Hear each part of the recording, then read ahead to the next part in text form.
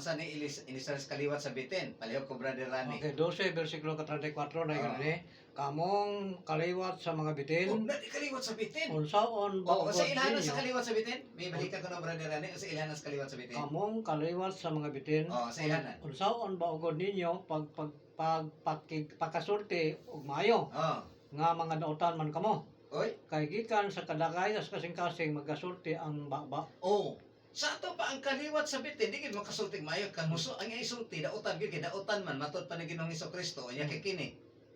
Maayo din na tarong din nang gago nga buta, buang. Oh. Namalikas pagit O sa malikas pa gyud. Sa Malikas gibalikas niya kanang word nga pisti o yawa. Yawa. Malikas na malikas. Santos ko nila sa tanik god. Ah, Oh, man na ang kaliwat gyud sa bitin bisag kung saan man wag gyud manukol kay pildi man da kay sa inisorhan pa lang kaliwat gyud bitin bisag kung saan. Ang comment Okay. pa lang niya wala na. Ana Dili kaliwat na sa madawat kay namalikas na di gid iya sa Ginoo. bitin. Oh, kaliwat na sa bitin. Okay?